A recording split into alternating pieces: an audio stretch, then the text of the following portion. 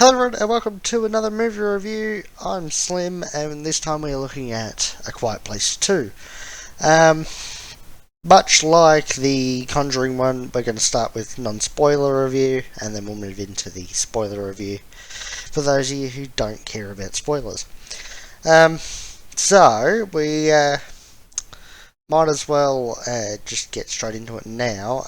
The movie starts off showing what happens on the first day when the alien monster things show up.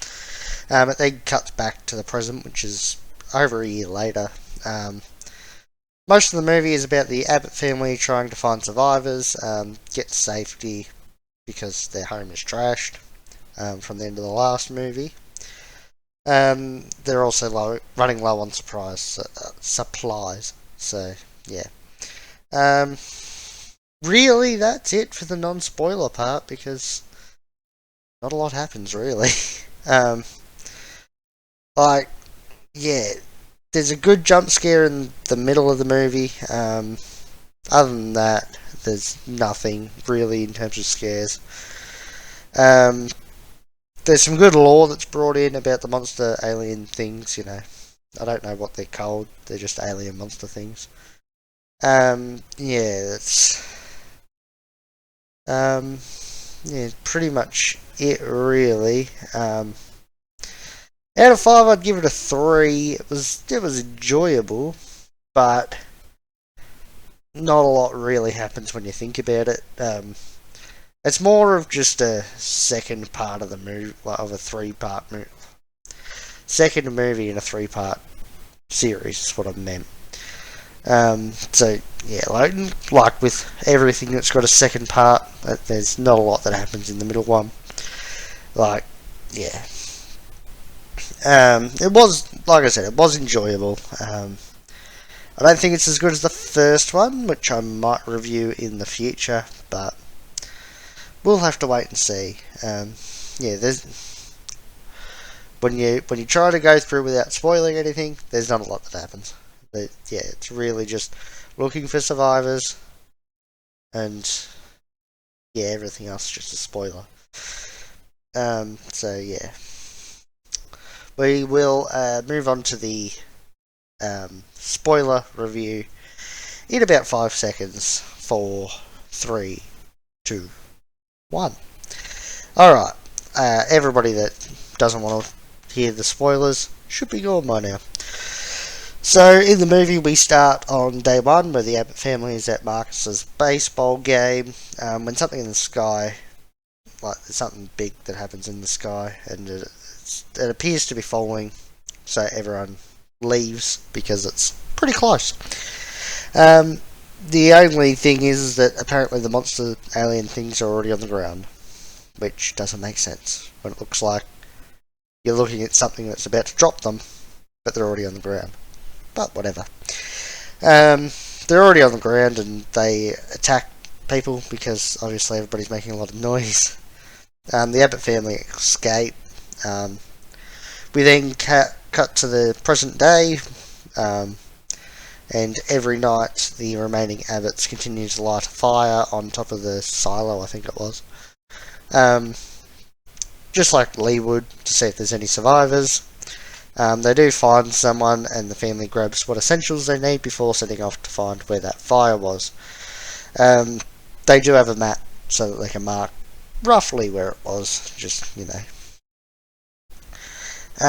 eventually they get to a fenced off area and Marcus steps into a bear trap, which obviously is going to attract monsters.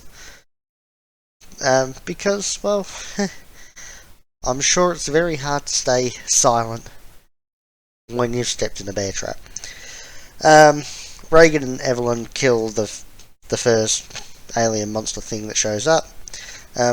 They get Marcus out of the trap and run into a building where someone takes them into his bunker thing.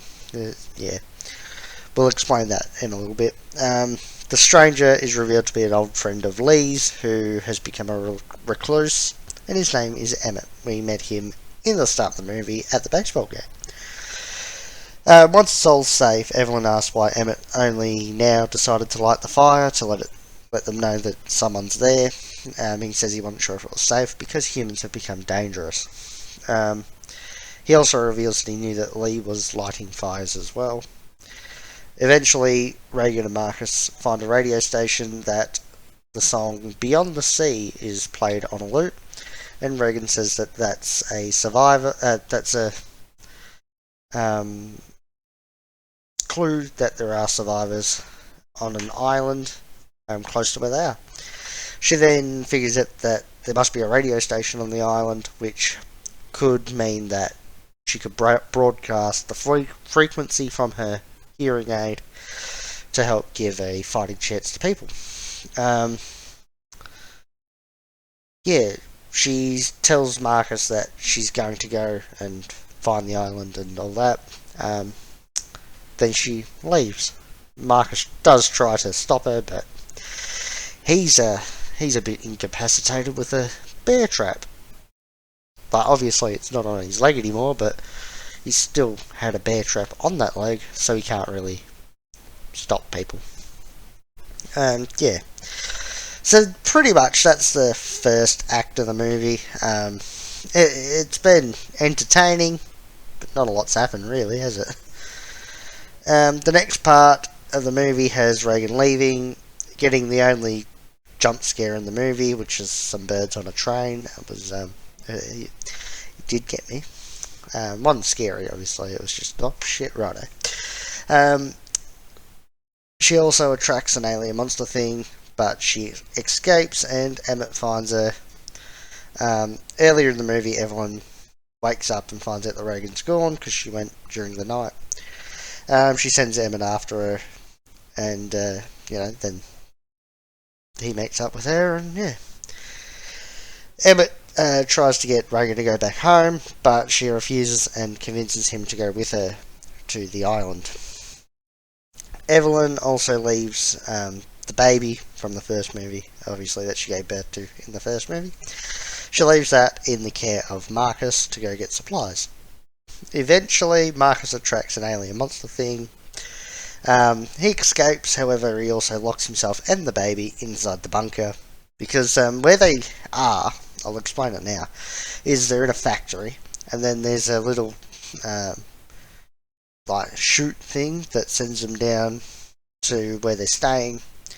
And then in there's a bunker thing. You've seen the trailers, the door that gets ripped off at the end of the trailer. So yeah, that's the bunker, essentially.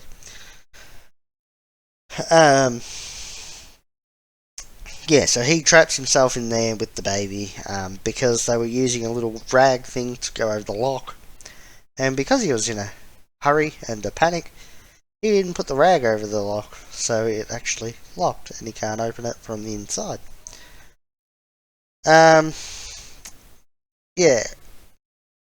It's also pointed out earlier in the movie that there's limited air inside the bunker, because there's, a few scenes and whatnot, but yeah, there's limited air in there.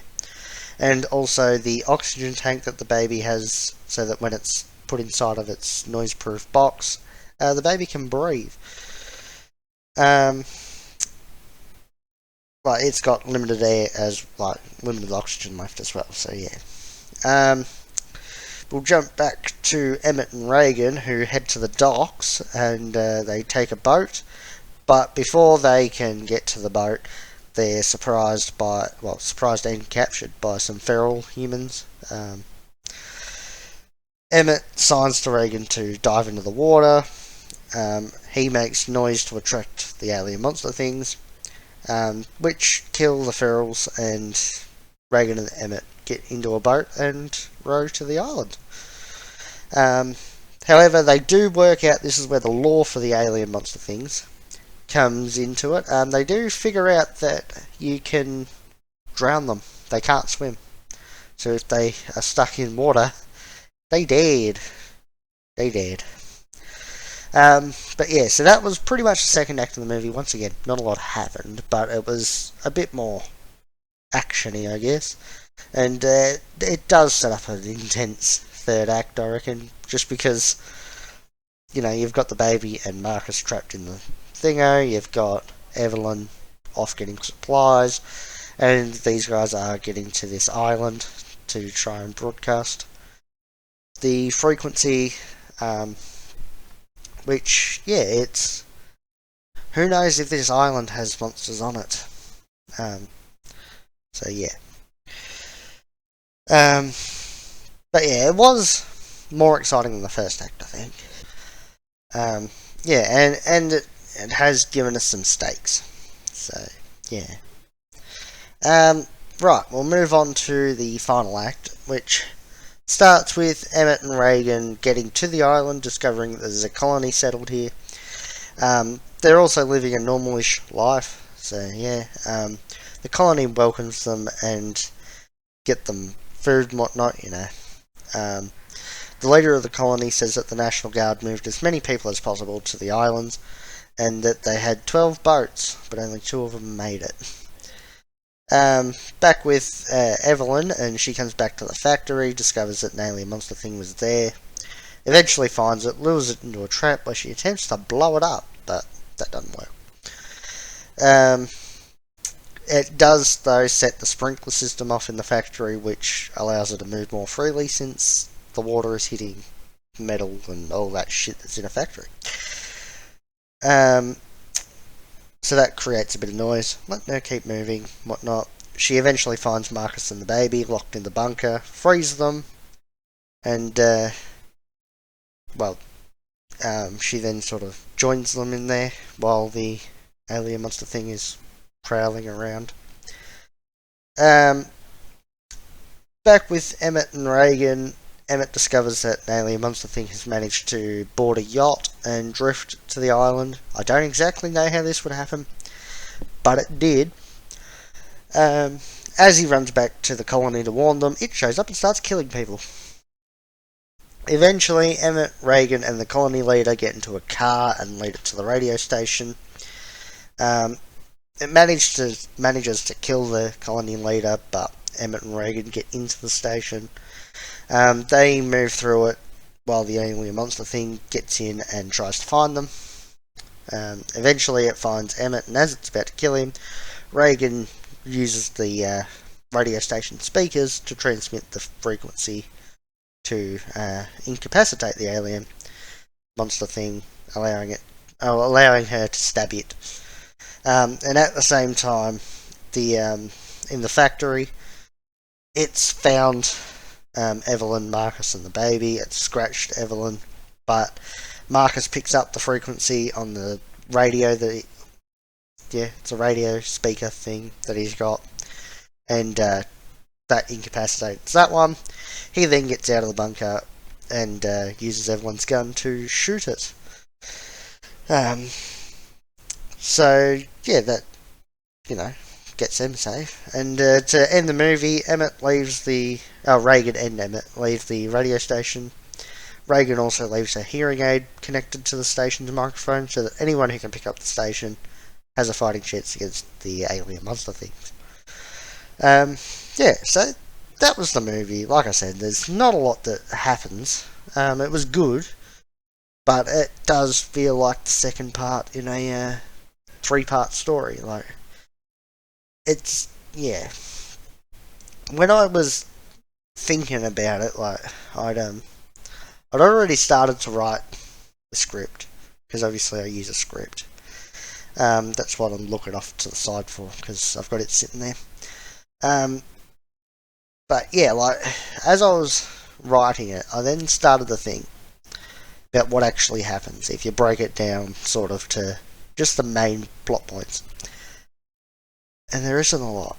And then I thought, well, I'll break down The Conjuring, and there is a bit more, but there's still not a lot.